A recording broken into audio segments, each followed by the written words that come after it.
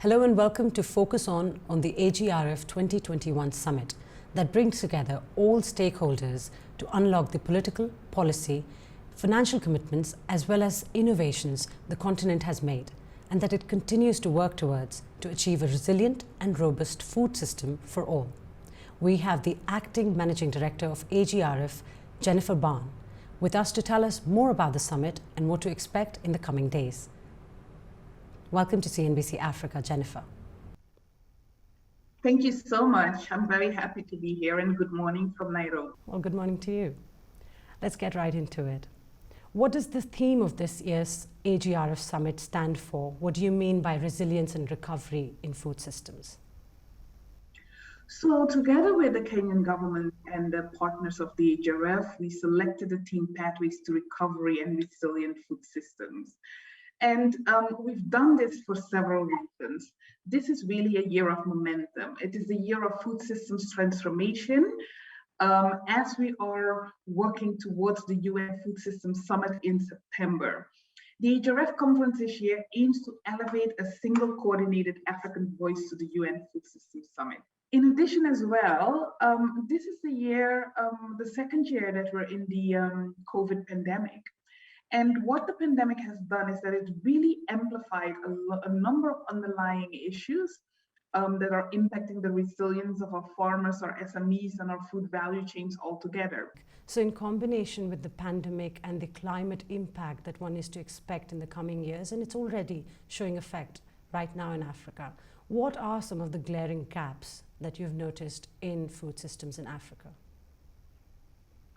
Well, of course, significantly. Already we have almost a 20 to $30 billion investment gap in African food systems, thinking about infrastructure, access to finance, you name it, digitization.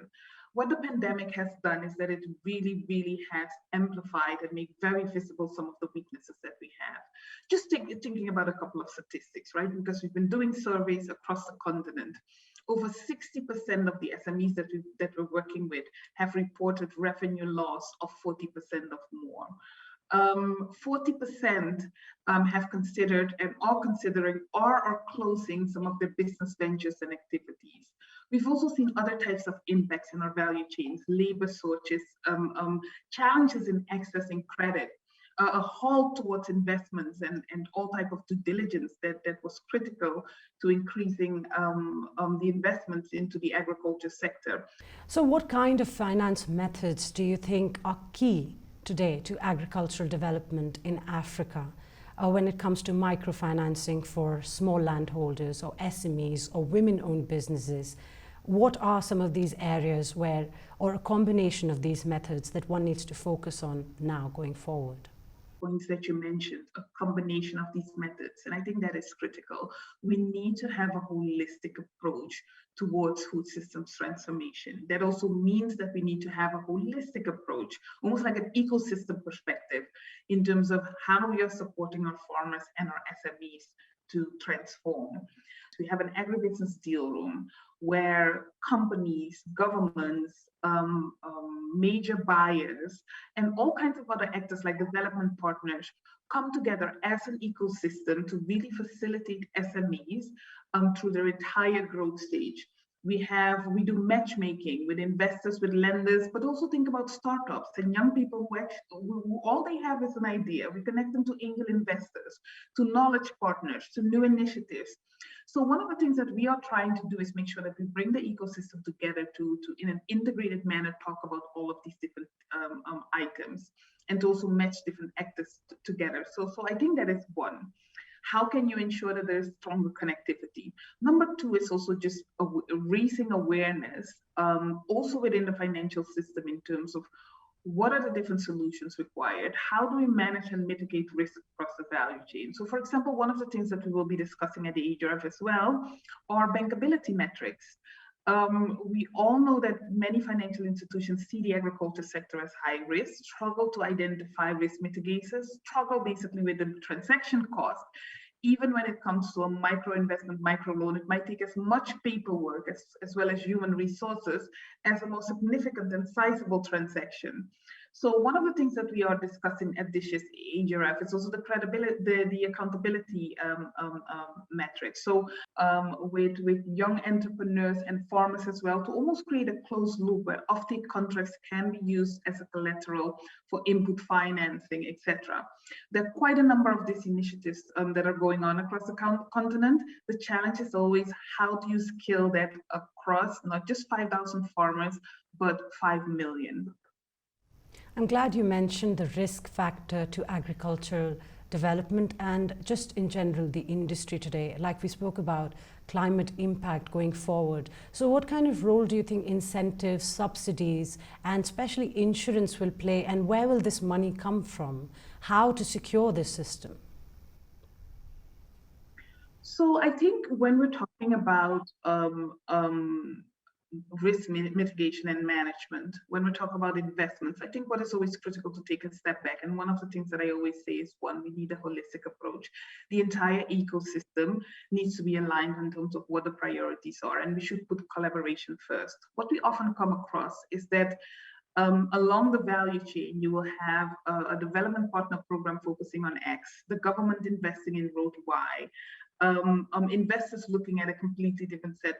How can we actually co-design and co-create from the onset so that all partners are buying into specific projects, initiatives, and programs? We have seen the last year a strong emergence of public-private partnership, multi-stakeholder partnerships, and I would strongly advocate that actually happens. Where are some of the successes? What needs to happen to scale that?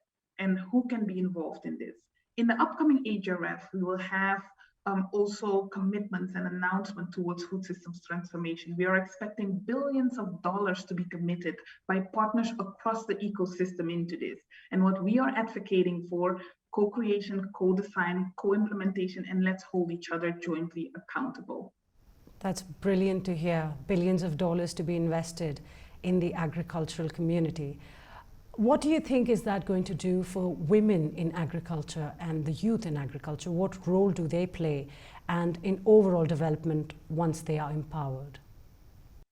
So for this AGRF 2021, we are really so appreciative of working together with the government of Kenya, who are hosting this event.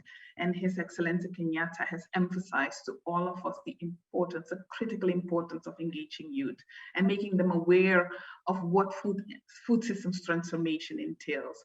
So you will see in the coming week throughout the program, you will see our youth everywhere. They will be interviewing and challenging leaders, other actors, being it corporate leaders, government leaders, parliamentarians. It's a youth who will be at the forefront and asking them these questions. What is it that you've done for us lately? How are you working through our priorities? And what can we expect from you in the coming 10 years? So that is number one. With regards to women SMEs, I think that's also very critical. Women are actually I always say the double implementer when it comes to food security. The majority of our farmers in the field are women. The people who are preparing our food are women. So if we want to have a double impact in terms of our food security and make sure that it's affordable, that it's available, and that it's nutritious, we really have to target women. AFCFTA agreement plays, what kind of role does it play in taking these initiatives further? So the African Continental Free Trade Area, it's a significant opportunity, and I just can't emphasize it enough. You know that at the moment as we speak, the continent is importing $35 billion of food every year, and we expect this to rise to $110 billion in the coming 20 years. From all different aspects, that is just not acceptable, given the fact that the majority of that a significant part of our rural population is so dependent on agriculture and a significant part of our economies as well. So we definitely see significant opportunities there. It will definitely benefit agribusinesses because it will ease access, hopefully, to markets. It will also provide preferential treatment for regional trade and integrations. And when all of these businesses are flourishing and our farmers are flourishing, it will have a significant impact on the economy and job opportunities as well. Having said that, though, once again, I think what is critical, harmonization and implementation. The paperwork is there, the intent is there. What this needs to translate into is all the micro decisions that have to be made by perhaps millions of civil servants across the continent and political leaders in terms of making this happen. That's number one. And number two is also just the implementation and the follow-up. I read another interesting bit from the AGRF program for the summit this week. What is the Chef's Manifesto? We often, when we convene as a continent to talk about food, it's about the challenges and the difficulties, etc. We also want to bring in the element of food as culture, food as a social experience. And that's why we have invited the chefs. It's their second year in a row that they're at the AGRF. They were preparing meals online. They will talk about their food experience. They will reflect from their own perspective on some of the challenges and the opportunities that this continent has when it comes to food systems transformation. It seems that the AGRF Summit 2021 is almost a lead up to the UN Food Summit. So what I want to ask you is, what are some key commitments and negotiations that you see coming out of AGRF and that you would like to take to the UN Food Summit this year? So I think a lot, because, and that's really also how we have positioned the AGRF this year. We have invited over 30 ministers to participate in our ministerial roundtable. We have 15 countries whose UN Food Systems Summit national dialogue leads will be participating and will be reporting out, will be reflecting on what has been happening in those dialogues, and will engage with other stakeholders on these different priorities. We're working very closely also with the African Union, also a partner of the AGRF, to support and facilitate all of that as well. Moreover, what we will also do is all of these priorities that are coming out of the different countries, will make sure that it's complementary to commitments of other partners like the private sector, development partners, and others as well. Our agribusiness deal room is coordinating and bringing together close to 1,000 companies, from small SME startups to larger firms, plus 15 to 17 governments who will all be championing an investment pipeline of $5 billion and will be matched with several investors. It's a longer term commitment that we're doing in terms of making the investment pipeline visible to the rest of the world as well. We'll also talk about accountability. And how will we hold each other accountable as we convene every year at the AGRF in terms of what the progress is, not just in general by tracking generic indicators such as increased trade and reduction in hunger, etc., but also the specific pledges that are being made by participants, governments, politicians, corporate leaders alike. That's right. This is indeed our time, especially in the age of climate impact. Food security is paramount. Thank you so much for joining us.